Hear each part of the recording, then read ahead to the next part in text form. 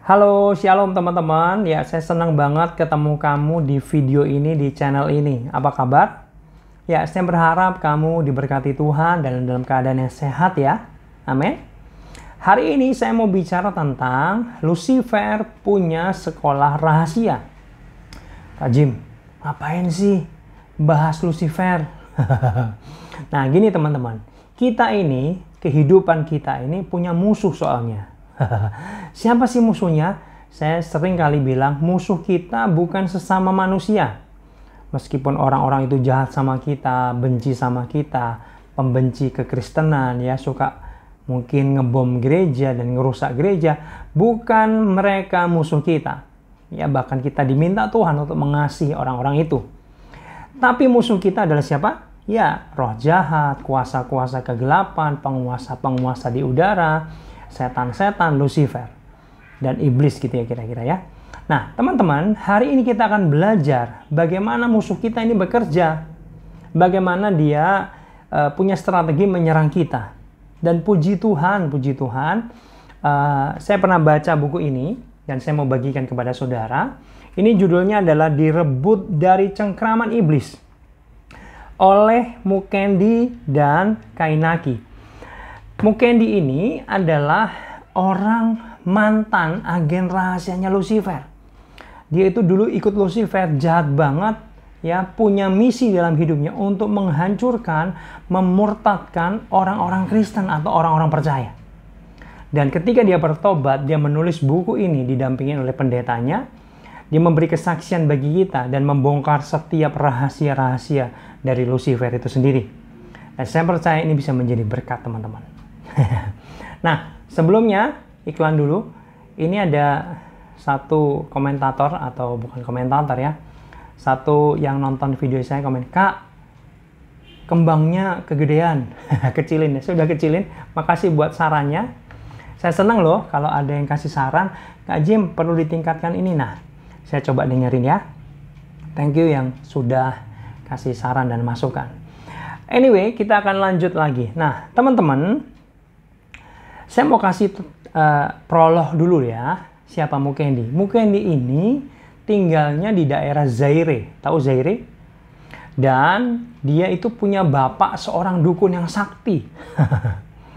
Anak bapaknya ini termasuk Mukendi ini jumlahnya 13. Ya, dan semua anaknya itu sudah diserahkan kepada setan sejak umur 3 hari, sejak kecil pokoknya. Bayangin. Jadi Mukendi ini dan keluarganya akrab banget sama setan-setan, iblis, Lucifer gitu kira-kira.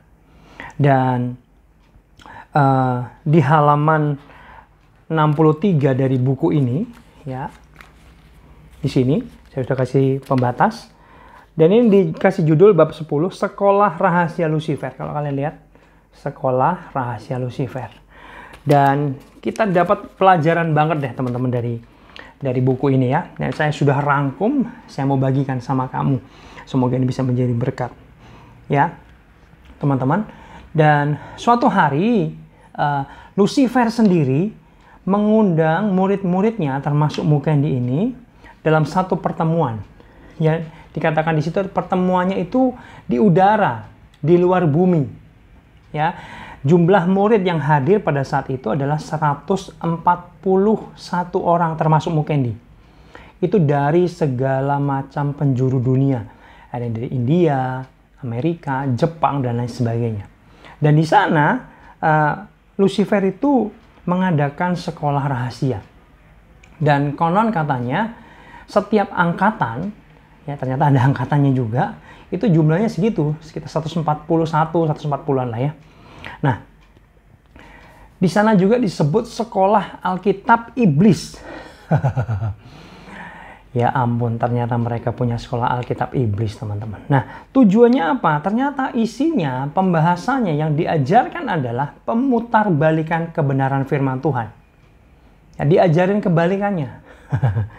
Lalu, yang diajarkan bagaimana menyerang anak-anak Tuhan.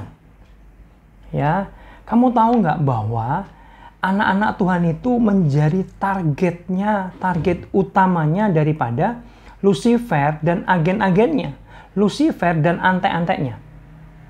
Ya, Dan selain anak-anak Tuhan atau orang percaya, mereka itu sudah dianggap menjadi bagian mereka.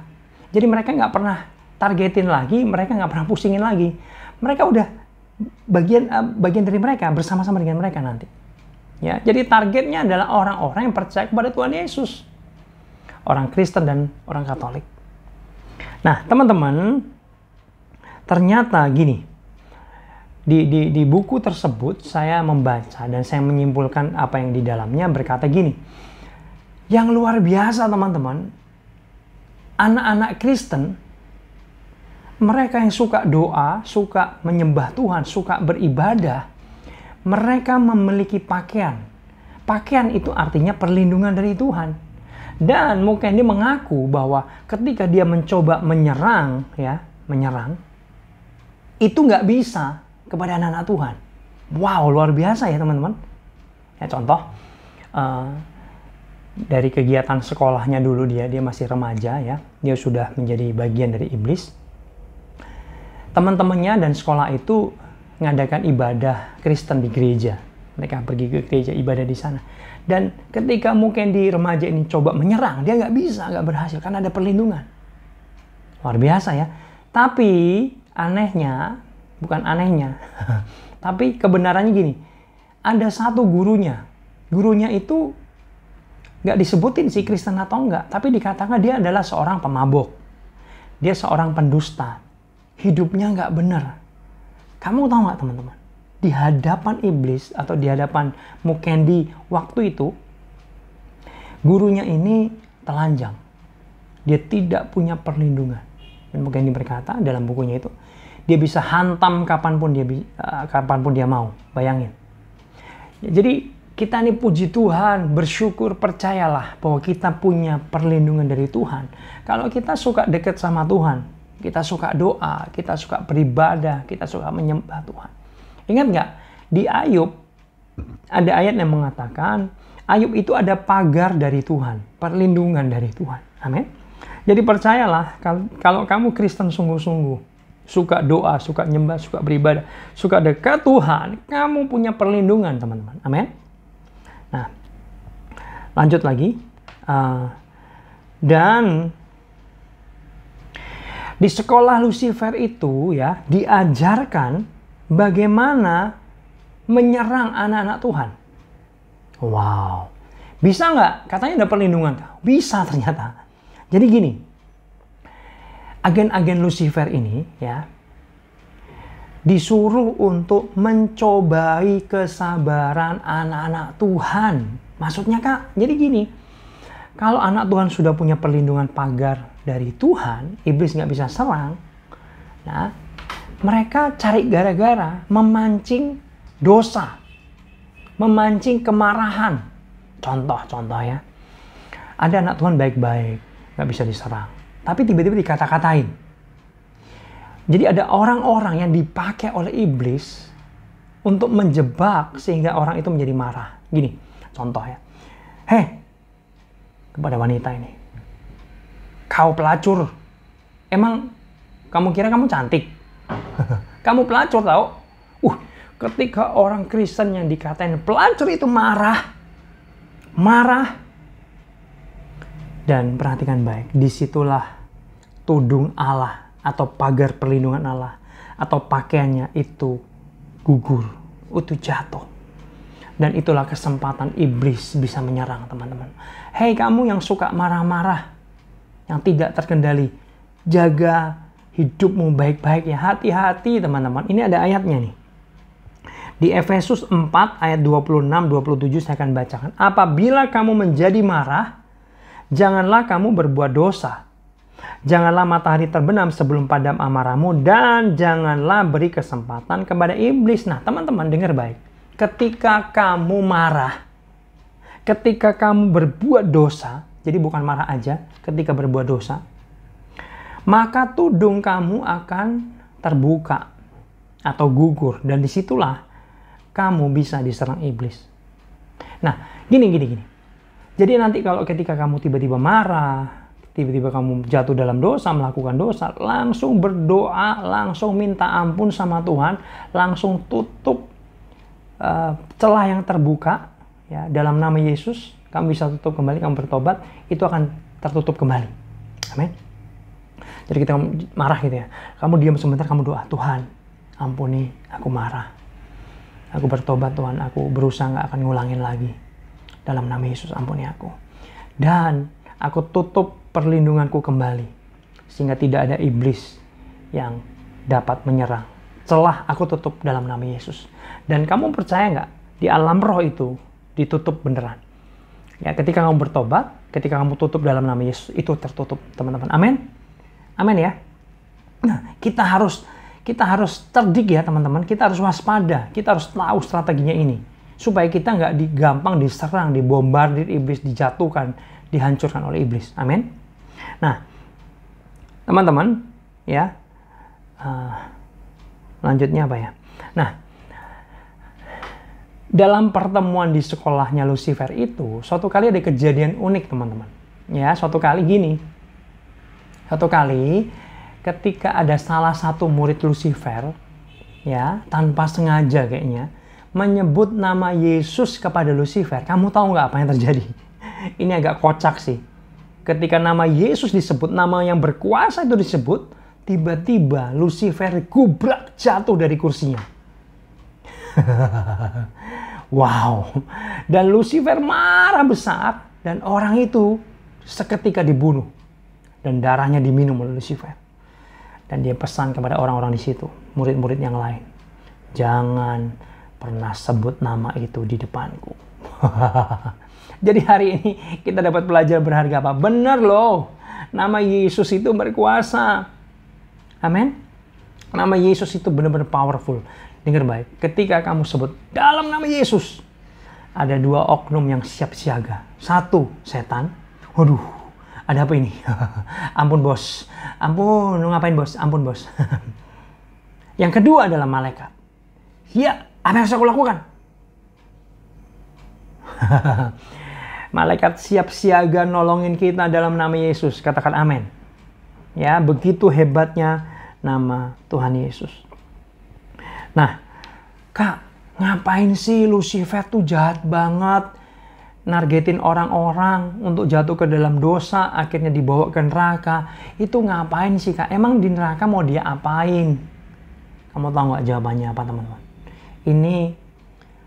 Ini memilukan banget sih jawabannya. Jawabannya ternyata apa? Supaya Lucifer dan setan-setan itu cuman terhibur di sana. Bayangin. Karena dia bilang gini, kalau kamu disiksa sendirian, itu lebih menyakitkan katanya. Makanya yuk kita bawa manusia sebanyak mungkin ke neraka, supaya dihukum bersama-sama kita di sana, dan itu akan meringankan kesakitan kita. Kita bisa terhibur. Oh, ada temennya. Gitu loh kira-kira. Kenapa? Karena setan iblis di neraka itu selama-lamanya. Jadi sebenarnya dalam tanda kutip hanya supaya mereka terhibur, bawa orang-orang sebanyak mungkin ke neraka. Supaya mereka disiksa nggak sendirian gitu ceritanya. Oh my God. Ya, dan selanjutnya yang tadi saya bilang, target Lucifer dan agen-agennya dan ante-antenya adalah kamu dan saya, anak-anak Tuhan. Yuk, jangan hidup sembarangan. Yuk jaga kekudusan. Yuk deket sama Tuhan, suka doa, suka nyembah Tuhan. Orang yang suka doa, suka nyembah, setan itu takut, setan nggak tahan. Ingat nggak kisah di mana Saul pernah dirasuki roh jahat? Ingat? Ya, jadi Saul kerasukan waktu itu. Dipanggil siapa, teman-teman? Dipanggil si Daud. Daud ketika dia memuji Tuhan dengan kecapinya di hadapan Saul yang kerasukan itu, maka ayatnya ngomong gini, maka roh jahat itu meninggalkan Saul. Jadi ada kuasa dalam penyembahan dan doa kita, teman-teman. Yuk sering-sering doa, sering-sering nyembah. Amin. Bukan kasih waktu sisa, tapi siapkan waktu yang terbaik. Ya. Jadi teman-teman, hari ini kita belajar sesuatu bahwa apa? Yang pertama, iblis itu serius banget mau nyerang kita. Dia bukan asal-asalan. Ternyata dia punya sekolah. Bahkan hierarkinya, kapan-kapan nanti saya buatin videonya, itu sangat rapi dan terstruktur dengan baik. Terorganisasi dengan baik. Dia punya target yang jelas, strateginya bagaimana, itu menandakan, woi, iblis serius banget mau nyerang kita. Dan saya pengen kamu yang nonton video ini, ya, kamu tahu sekarang, kamu harus hati-hati, kamu harus waspada. Tapi tenang teman-teman, ya, kita itu punya perlindungan Tuhan. Jaga itu ya. Tadi dikatakan gimana jaganya? Jangan berbuat dosa, jangan marah. Kalau kamu berbuat dosa atau marah, segera bertobat, segera minta ampun, segera tutup lagi celah itu dalam nama Tuhan Yesus. Ya, kalau mungkin dalam kehidupanmu kamu diserang oleh setan-setan, roh-roh jahat gitu ya. Kamu pakai nama Yesus untuk ngusir. Tadi saya udah kasih tahu bahwa nama Yesus itu berkuasa sampai Lucifer aja. Ketika nama Yesus disebut, gubrak dia jatuh dari kursinya. Padahal Lucifer itu adalah kekuasaan tertinggi dari kejahatan, dari setan-setan dan roh jahat. Itu aja jatuh dalam nama Yesus. Ya, jadi teman-teman, hati-hati. Kadang-kadang iblis nggak bisa serang kamu, tapi dia pancing-pancing kamu emosi lah, marah lah dengan orang-orang yang dipakai iblis untuk mancing kamu emosi, mancing kamu marah, mancing kamu berbuat dosa. Jadi hari ini kita belajar tahu ya, kita belajar, kita tahu bahwa iblis seriusnya mau ngincar kita, tapi ingatlah kita punya nama Yesus, kita punya perlindungan. Ya, jaga itu baik-baik. Ya. Yang terakhir saya mau bilang apa? Saya mau bilang bahwa jangan tertarik join sama iblis. Saya dulu punya teman ya SMA. Dia itu punya perjanjian dengan iblis nih, gereja setan. Ya. Ini dia pesan sama saya, Jim, jangan sekali-sekali kamu seperti saya. Ya, masuk gereja setan, lalu buat perjanjian dengan iblis. Hidupmu akan menderita seperti saya. Saya mau lepas susah. Ya, saya nggak tahu akhirnya gimana bisa lepas atau enggak, tapi dia bilang jangan sekali-sekali, jangan tertarik. Ya, mungkin iblis ngasih uang, harta, ya, ngasih kesembuhan mungkin dari iblis, walaupun itu bukan kesembuhan, itu hanya mindah-mindah penyakit doang. Ya, tapi dengar baik, tujuan iblis itu hanya 3, mencuri, membunuh, membinasakan. Mungkin packagingnya berkat, tapi sebenarnya itu jebakan. Ya, dia pengen mencuri, membunuh, dan membinasakan, bahkan membawa kamu ke neraka. Jangan pernah tertarik oleh dukun, ya. Mungkin kamu dibawa ke Gunung Kawi, mungkin kamu dibawa ke orang pinter, kamu dibawa ke dukun sakti lah, tolak semuanya. Jangan. Ya, itu semua mendatangkan kehancuran dalam hidupmu dan membawa kamu kepada neraka. Ya, hanya Tuhan yang bisa mendatangkan berkat yang benar-benar berkat, bukan iblis. Mendatangkan kesembuhan yang benar-benar kesembuhan. Ya, datanglah kepada Tuhan apapun pergumulan kamu. Amin. Jangan tertarik sama iblis dan kerajaannya. Saya mau berdoa buat kamu. Bapa, dalam nama Yesus hamba berdoa. Setiap orang-orang yang menonton video ini, kami percaya tidak pernah kebetulan. Dan hamba berdoa, lindungi mereka dari kuasa jahat, kuasa kegelapan. Tutup celah dari hidup mereka supaya iblis tidak bisa menyerang apapun. Firman berkata, tidak ada mantra yang sanggup mengenai kami anak-anak Tuhan. Ada perlindungan-Mu sempurna. Ketika mereka jatuh dalam dosa, dalam amarah, Roh Kudus ingatkan mereka untuk bertobat, untuk menutup celah hidup mereka, sehingga mereka terlindungi kembali. Terima kasih biar firman hari ini boleh menjadi berkat buat mereka semua. Bahwa iblis sebenarnya jahat, mengincar kehancuran kita, membawa kita ke neraka. Tapi Tuhan lebih hebat dari iblis, Tuhan lebih besar dari iblis, perlindungan-Mu sempurna bagi kami ya Tuhan. Terima kasih, kami tidak perlu takut, kami punya Roh Kudus, kami punya nama Tuhan yang berkuasa, kami adalah anak-anak Tuhan. Terima kasih Bapak, dalam nama Yesus kami berdoa. Amin. Amin. Saya berharap ini bisa menjadi berkat. Kamu yang belum subscribe, boleh nggak saya minta subscribe-nya? Boleh nggak? Nggak boleh, nggak apa-apa sih. Supaya ketika kamu nanti ternotifikasi ketika saya punya video baru, siapa tahu menjadi berkat buat kamu. Oke, see you, God bless you.